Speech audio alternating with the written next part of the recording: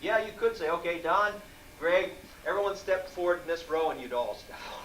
That's almost impossible to get a group to do things. But it's easy to turn everyone at 45, and now you're staggered. That's the purpose of this turn at 45. But I still tell everyone, please look. Right, left, and behind. You don't want to kick anybody.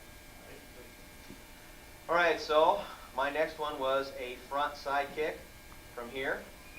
My hips at a 45. I've stopped telling people that because it's terrible. No one knows what a 45 is. This becomes a 45. And I see this. So I tell everyone, cock your hips a little bit. Just cock your hips a little bit, and then throw your kick out straight. Slowly, as they learn it, you can get them into the right thing. By the way, a natural way to keep that 45 in your hip is just go like this. It will naturally turn and stop right there.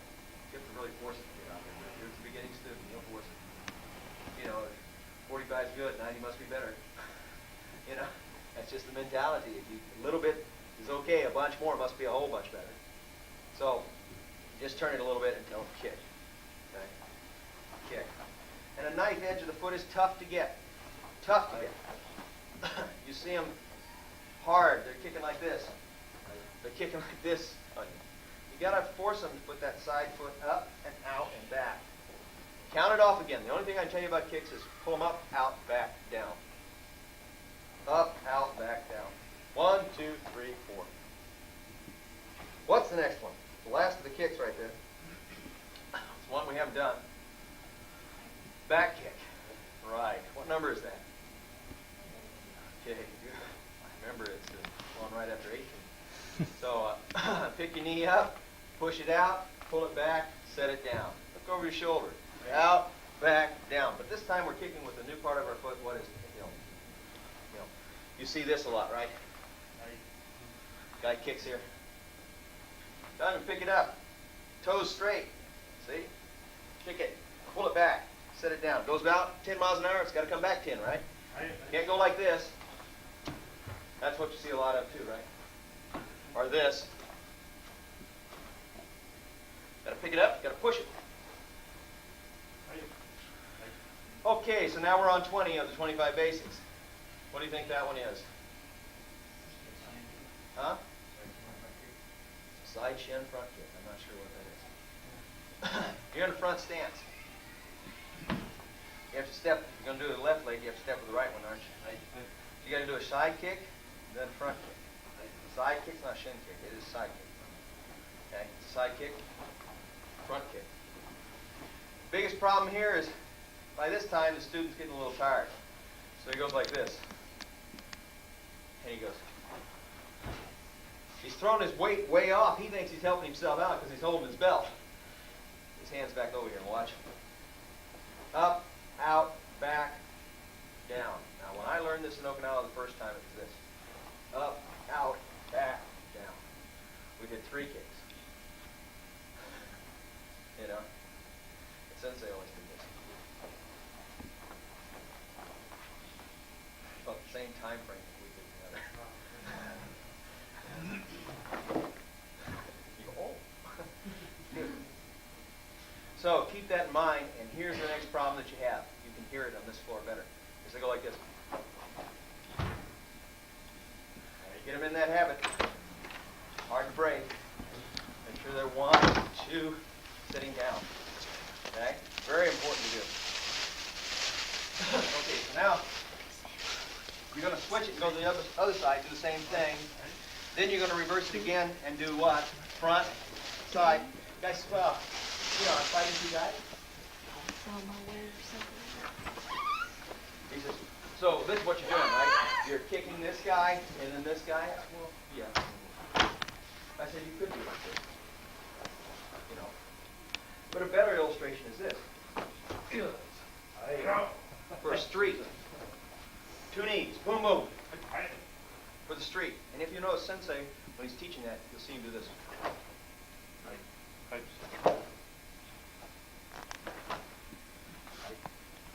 he still likes to illustrate to you what that really is. But from a beginning point of view, yeah, we're going to practice it like it. You know.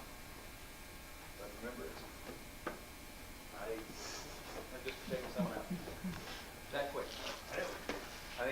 who've known me for a long time know that when I talk about fighting anyone, I say if I have to fight someone, I'll break his leg.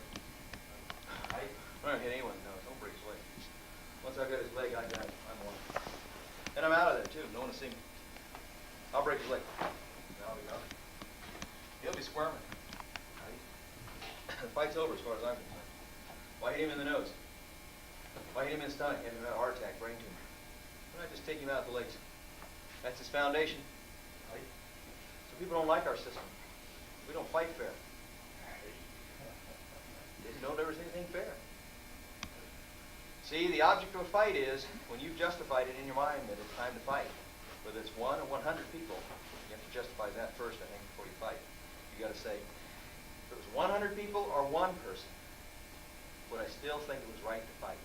If you can answer yes, then fight. But if you say if there's 100 of them, heck no, it's not right to fight, right? Just be justified. But if you have no other choice, you can't buy the guy a beer, you can't send him out dancing with your girlfriend, whatever. You know, you can't hand him your wallet. You can do nothing to eliminate this thing. What are you going to do? End it. Now, do you have to hit him in the knees and break him? No, but I sure hit that quadricep muscle pretty good. That's that 4 muscles there that you run into an edge of the table with every once in a while. Now, I'm verbalizing things that you should verbalize to your students right now. Because I'm now trying to teach in them a philosophy. And that philosophy is, there's no reason to fight. I'm teaching you how to fight so you won't fight.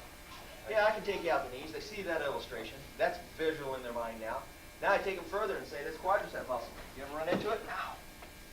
And you limp around. You think I could do that to you and stop the fight too? If I could hit your crazy bone, could I eliminate the fight? You take a punch at me and I hit your crazy bone? Think it'd be over?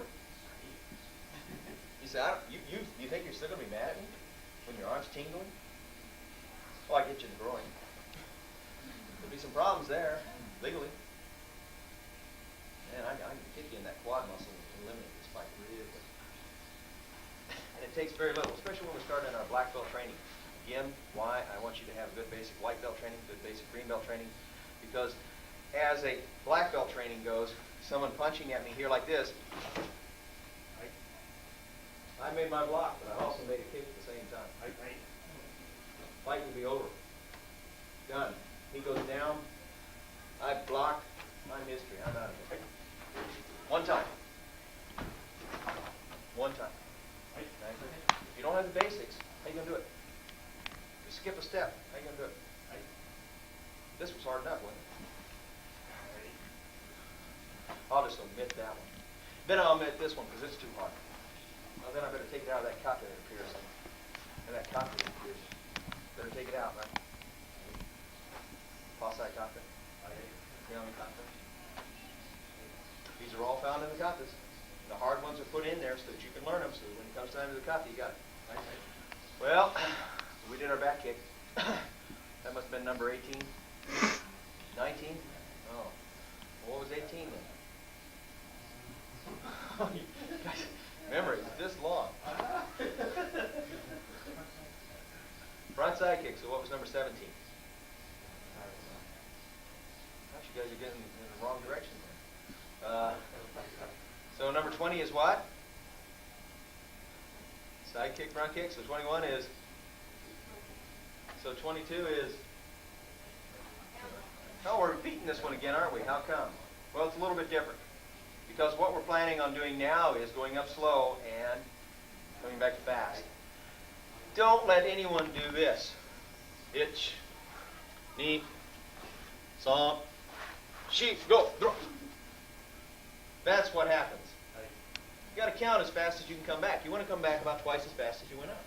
So you're going itch, knee, song. So the guy's getting a good foundation. Otherwise, he's just, it's not teaching anything. Keep that in mind. Count it twice as fast. Itch, knee, song. Itch, knee, song. You go twice as fast. Not 3 times. So that's number 21. 21? 23? Oh, 22? What's number 23? Reverse punch. Hips 45. Again, have a hard time with this hip stuff. Because, man, before you know it, 45 is good, 90 must be better. And you see a guy going, oh, and there he is. And his balance is gone. Right? Put them hips, 45, punch. It's a natural place for your hip to turn. It's a natural place. Punch. Again, the same thing as the other punches. It's going where? Dead center, to the middle, not up here, here, right there. What are your toes doing? Toe, heel. Stepping first, then punching. Stepping first, then blocking. Step first, then punch. Step first, then block. That's your reverse punch. Your last one of the movement of the hands and feet or what? Block, sweep, jab. It's real basic. It's a double bone block. Sweep with this one. Double bone block, sweep with this one. Double bone block, sweep with this one. Do you ever take that much time to go through with your students, or you just go block, sweep, jab, guys? Come on. Block, sweep, jab. Let's go. Go back to it, right? Block. Where's my hand? Back here. Sweep. See? I'm grabbing an arm. Pulling it back. Holding it here at my midsection. Not my hip. My midsection. It's level. How many of you see guys like this? Right? Or this? Envision the arm that you got here. Jab. Block, sweep, jab. Right? Block, sweep, jab. Okay? Jab. So illustrate.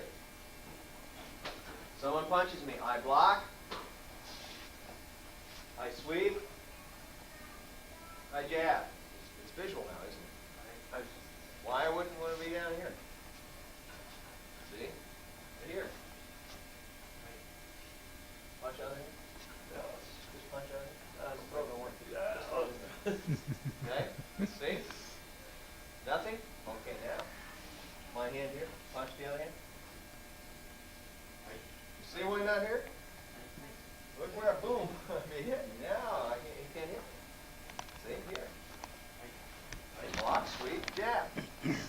Illustration now makes sense, doesn't it? Here, you can see right there, you get hit.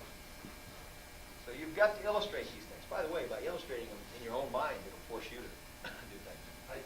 Okay? This is the bone kind of the 25 basics. When I'm talking about kids for push-ups, again, women and kids. Here. Okay, here, chopping. Here, fingertip push-ups. Okay? Here, fingertip push-ups. No knuckle push-ups. Okay? At the end of class, they're getting stronger. She's getting older. He's getting older. Okay, start them in. By then, their hands are stronger, everything. Otherwise, as an adult, used to be in here, and they can come up just like this and do the toes. Okay? As an adult, on the first two knuckles, where's the biggest problem? Everyone's here, isn't it? Now, why do you think they're here? If my arms are straight underneath my shoulder, it'd be tough to come there, wouldn't it? But what happens is, they get out here on it and start their push-ups. The next thing that happens, besides being right here and rocking back, is they start doing this. Watch the elbows. You go like this. It's very difficult on this inner part of the wrist, right here. Very difficult. You don't have any muscle there. So you've got to come in here and go straight down, sliding along the rib cage. Isn't that the way you punch? You slide along the rib cage. You're going to have to do the same thing with these.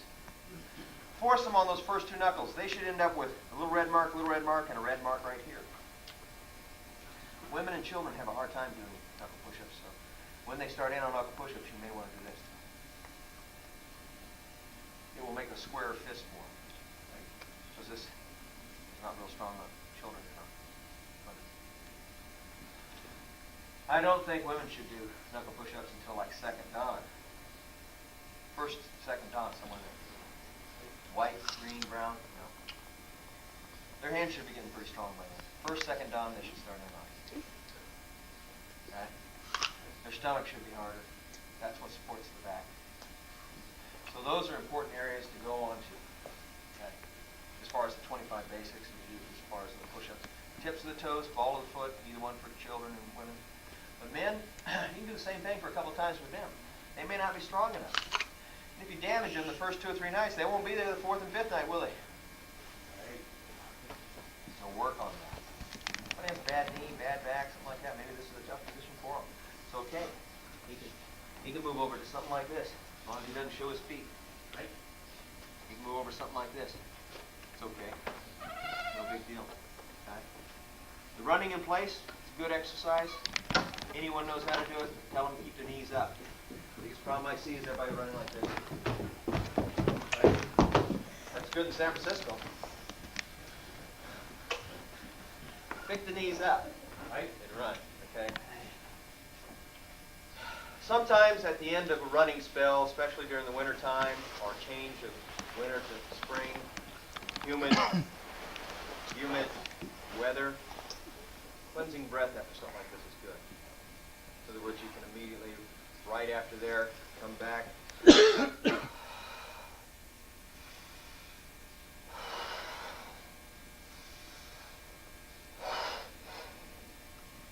it out. Cleansing breath is good sometimes, especially when the weather changes. Right? So then the 25 basics, 40 of them in 25 to 30 minutes. Shouldn't be hard to do.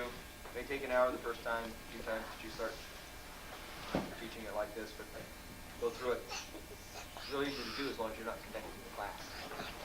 Your voice doesn't last. You know? You can't explain. Your wind gets messed up because you're talking and you're not working.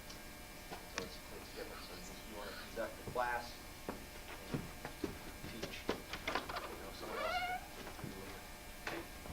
Right here. You don't have to be. Ego that bothers you, you know, you're in the wrong business. It's not any good. Okay, so then I want to go to the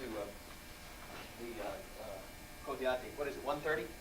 12:30? What time is it? Yeah. Your watch, your clock. 12:30? Okay, 12:45.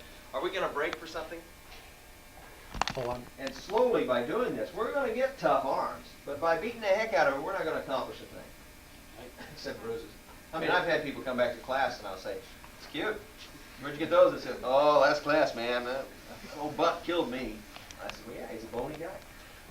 So, impact, tighten up, relax. Impact, tighten up, relax. This Kotiate is also a drill that allows you to get rhythm. Rhythm. Okay? This here. 1, 2, 3. Looks like some of our blocks, doesn't it? Does it give us some rhythm? Does it give us a reflex? Right. Rhythm is probably the first thing that's going to teach you reflex. Habit. Now I punch it, he blocks, see? You almost had a habit, didn't you? Almost. Almost had a habit. But that habit is what's going to save you. So you have to do that. You have to create this. You're a teacher again. Your job is not to be out here doing something, well, I need some of this too, so I'm going to get into it. I usually only step in and do Kotiate when I have a guy that, you know, doesn't have a partner, and almost everyone there has done it several times. But if I have beginners, I don't get involved. I say spell off you three together. You do 10, you do 10, spell off. Okay? When I count 1, I want you guys to do. You see? When I say itchy, I want you to go. You do twice as many as everybody else, so you guys can switch in. Right? See? Right. And I keep it in mind that I got 3 guys working here, and this guy's going to have to do double time. Right. But I only make the senior belts do it. I don't put 2 white belts in. Right. But if everyone else is trained, then I may jump in there and do it. Right. This is very difficult to come over here and correct this guy. And if he's not doing it right, because this is a mistake on Kotiate, watch. You turn your shoulder real far, I'll turn mine real far. You turn yours real far, I turn mine. Hey, look, we got some habits. We want here.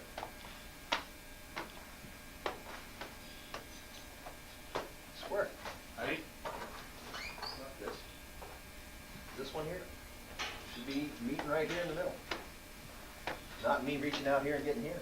Right. Preciseness. You know what kata is all about? It means form, it means man. You know? It means to emulate. Copy. Right. So if you're going to try to be precise, you must copy everything precise, not just little. This is I guess Kotiate then. You're not copying anything. You're almost there. You got the motion. But you don't here. So we know that Kotiate, this one here, second, right? White belt Kotiate. This one here, third one. Right? Right. 4, 5. 4, 1, 2. This is what you see. Right? The guy's way out there. He holds them just that distance, not this distance. This distance, shoulder width. I strike. 1, 2. I'm learning to strike.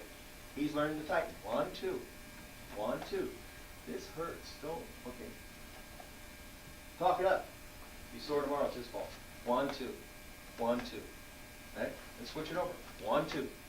1, 2. Okay? I'm striking, striking. Next one, I'm starting to teach a little bit of change body. I'm teaching them strike, strike, strike. Isn't this what you see all the time? Right? Here. Chop. Chop. Chop. And I move in. Chop. Chop. Chop. And I move in. Both arms. Versus. Okay. So, white belt koteate is made for the upper part of the body.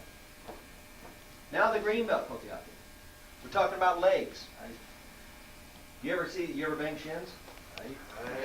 You're still missing the point in this thing. The muscle on the shin.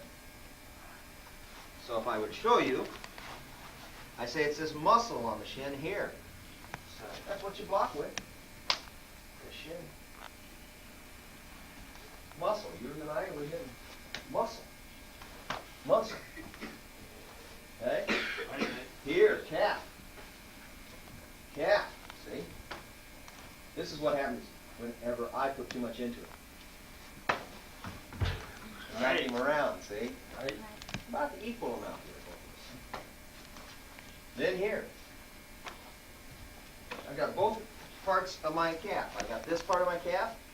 I got this part of my calf. I got this muscle. Feel the muscle. Okay? It's got to be strong. What's the next one of that? Green belt koteate. That was number 3 of it. What's number 4 and 5? All right. Outside of the calf. You notice I'm not doing with the tips of my toes? That's for brown belt. Not for green belt. It's with my instep. Right?